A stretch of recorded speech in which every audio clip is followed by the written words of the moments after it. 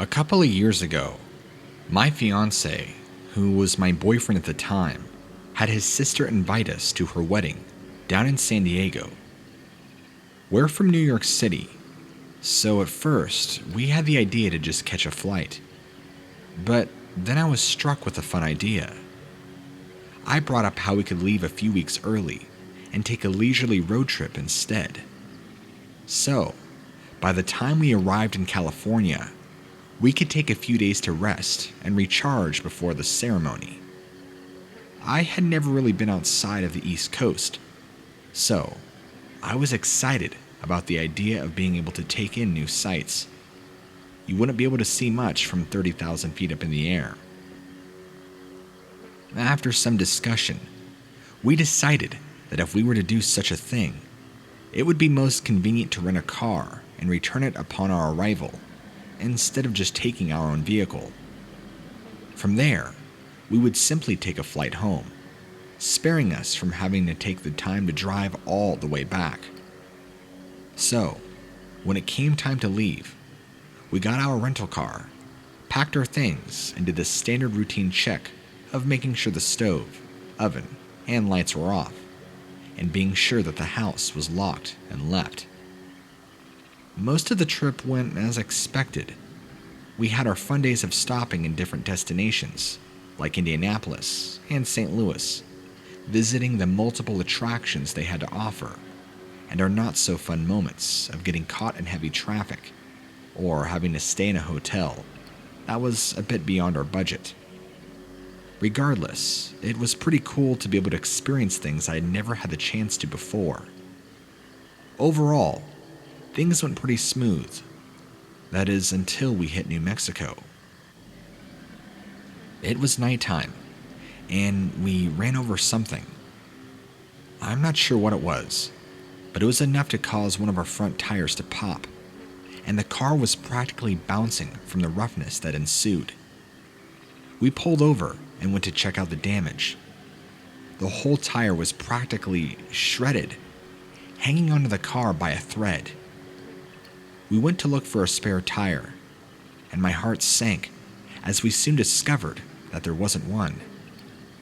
The service nor data wasn't very good out where we were, leaving us next to stranded.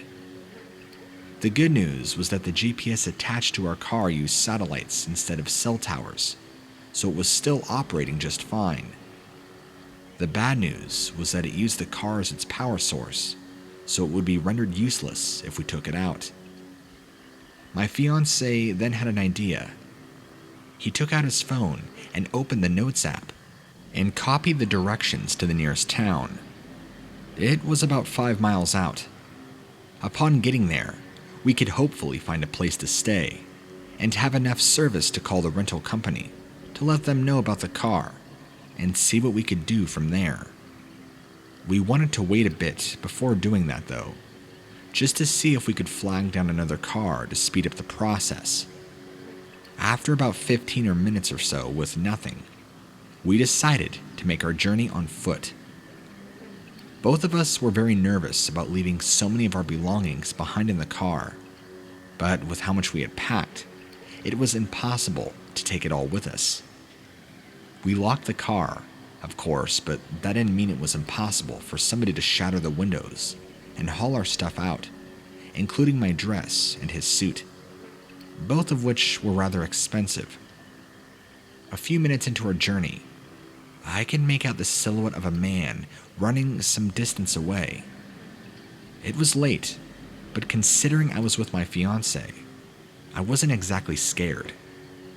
I figured it was just a late-night jogger, although I couldn't understand why he chose to run across the land instead of by the street. Then, he turned around, and the new angle allowed me to see something trailing behind him. I squinted my eyes, trying to make out what it was. It wasn't until then that I noticed how bizarre his face shape was. It was much more rectangular than I'd ever seen on a person. I had to ask my fiancé, "What is that?" from beside me. I told him I didn't know. My best guess was a strange-looking person. The man only seemed to be getting closer, and I turned on my phone's flashlight. I gasped as the light caused the man's eyes to reflect back at us. Then, I was able to see his form in its entirety. Its frame was at a bit of an obtuse angle, with the bumps of its spine sticking out like spikes. Its arms were significantly shorter than its legs, and its hands only appeared to have 4 fingers, with long, sharp, black nails at the end of each one. Its face resembled that of a person's, but it was so bizarrely shaped for being such that it was practically uncanny. Its eyes were like that of a snake's, and I soon realized that the thing had been trailing behind its body was in fact its tail. It had no skin. In fact, it appeared to be covered head to toe in dark green scales. This creature hissed at us, revealing a long snake-like tongue that was previously hidden with its mouth. My fiancé and I ran, screaming and yelling for help as we did. This thing paced itself behind us, continuing to hiss and snarl. Some distance below, I can make out the lights of a small town. However, we were too high up on the cliff we were on to safely navigate our way down. Instead, we had to keep following the road, which wind down into the city, and who knew how long that could take. I then thought of something. I stopped in my tracks, picking up a few rocks nearby. My fiancé asked what I was doing. I turned around and threw one at the creature. The first one missed, but the second one hit it right in the forehead. It made a noise of pain and stopped briefly, shaking its head. My fiancé and I continued running, but this monster only seemed to be even angrier. It picked up its pace, and it wasn't terribly fast, but neither were we, and I had no idea whether or not we had enough stamina to outrun whatever this was. Once we were nearly down the cliff, a car had driven past us, loudly honking its horn as we were far too close for his or her liking. The creature screeched and ran off somewhere to the side, but we continued moving forward. It didn't seem to follow us anymore, but we weren't going to take any chances. As we neared the entrance of town, we finally allowed ourselves to catch our breath. We walked into a nearby McDonald's, got ourselves water before anything else, and then sat down in one of the booths, taking a minute to try and piece together what had just happened. My fiancé tried to lighten up the moment by reminding me that we, in fact, did end up making it to our destination. We tried calling the rental company, but we just got an automated message that their offices were closed for the night, and that we needed to call back in the morning. Not knowing what else to do, we walked to a small hotel and rented a room. We were exhausted, and despite what had just happened, fell asleep easily. It definitely helped that we had each other. The morning after, we called the rental company before anything else. They said that they would send out a tow truck to get the car fixed, and that we could pick up the car in town later that day. We checked out of the hotel and went back to the McDonald's and had breakfast. My fiancé says the closest thing he could find to what he saw was a chupacabra, but even then, some depictions made it appear as if it were a dog or coyote-like creature, not a reptilian-looking thing.